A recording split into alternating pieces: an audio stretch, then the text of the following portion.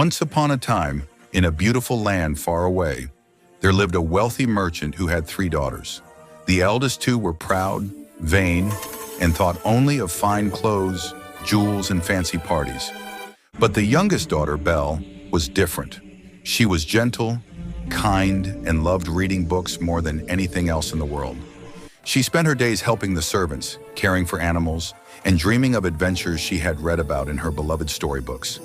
The merchant adored his daughters, but Belle held a special place in his heart because of her goodness. For many years, the merchant's business was successful.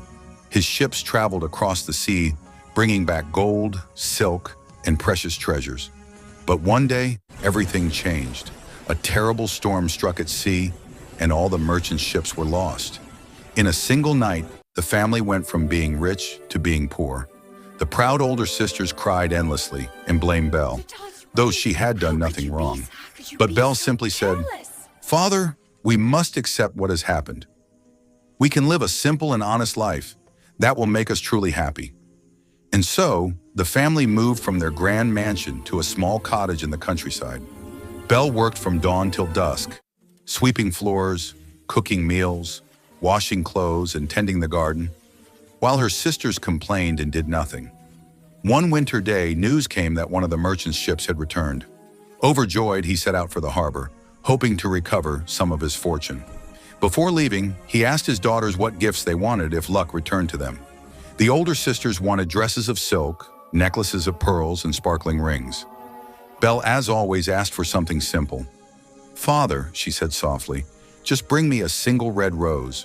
But when the merchant reached the harbor, he discovered that the ship had been taken by creditors. He returned home with no gold, no jewels, and no riches. As snow began to fall, he rode through a dark forest to find his way home. The wind howled like wolves, and soon he was lost. Suddenly, through the storm, he saw a warm light. It was coming from a magnificent castle hidden deep in the forest. The merchant approached the golden gates and knocked, but no one answered. He stepped inside and found a grand hall with a blazing fire. On the long table, a feast of bread, fruits, cheese, and warm soup was laid out, as if someone was expecting him. But not a single soul was there. Cold and starving, the merchant ate the food, warmed himself by the fire, and spent the night in a soft velvet bed. The next morning, as he was leaving, he walked through a beautiful garden covered in snow. There, blooming magically in the frost, was a single red rose. Remembering Belle's wish, he gently picked it. Suddenly, a terrifying roar shook the ground. A gigantic beast appeared. His eyes were fiery, his teeth sharp, and his voice thundered like a storm. "You ungrateful man," the beast growled. "I gave you food and shelter, and you have stolen my most precious rose. For that, you must die." The merchant fell to his knees. "Please forgive me," he cried. "The rose is for my youngest daughter. I meant no harm." The beast was silent for a moment, then said, "I will spare your life, but only on one condition. One of your daughters must come here willingly and take your place. If she refuses, you shall return and face your punishment." The merchant trembled, but the beast allowed him to go home. When the merchant returned to the cottage, he told his daughters everything. The older sisters screamed and blamed Belle for asking for the rose. But Belle took his hand gently and said, "Father, do not be afraid. If the beast must have someone, let it be me. I will go in your place." The next morning, Belle kissed her father goodbye and rode through the forest. When she arrived at the castle, the gates opened on their own, and she stepped inside. The beast appeared, tall and frightening, but he did not harm her.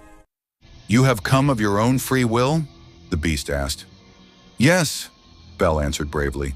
"I have." "Then your father is free," said the beast, "and you shall stay here forever." Though Belle expected a prison, the beast gave her a grand bedroom, fine dresses, and a library larger than any she had ever seen. Every night, a magical table was set with delicious food. Invisible hands served her, and every evening, the beast came to dine with her. At first, Belle was afraid. The beast was rough in voice and appearance, but she soon noticed he was kind. He never forced her to stay with him, and he listened to her stories as she read aloud from her favorite books. One night, the beast asked her gently, "Belle, will you marry me?" Belle shook her head. I cannot, Beast, but I will always be your friend. The beast sighed sadly but did not grow angry. Day after day, their friendship grew stronger. They walked in the gardens, laughed together, and told each other stories. Though he was a beast on the outside, his heart was gentle and pure. One day, Belle saw something troubling in the magic mirror that the beast had given her. She saw her father weak and ill in bed, her heart filled with worry. Beast, she said, please let me go home and care for my father. I promise I will return. The beast's eyes filled with sadness, but he nodded. If you do not return in 7 days, Belle, I shall die of a broken heart. Belle returned home, and her father's health began to improve. But her jealous sisters, seeing her dressed in beautiful clothes and hearing of the magical castle, grew envious. They begged her to stay longer, hoping the beast would grow angry and punish her. Days passed. On the 7th night, Belle dreamed of the beast lying alone in the rose garden, dying. She awoke with tears streaming down her face. I must go back, she whispered. He needs me. Belle rushed through the night to the castle. The gates opened as if waiting for her. She ran through the halls and into the rose garden. And there she found the beast lying on the ground, weak and pale. Oh, beast, Belle cried, kneeling beside him.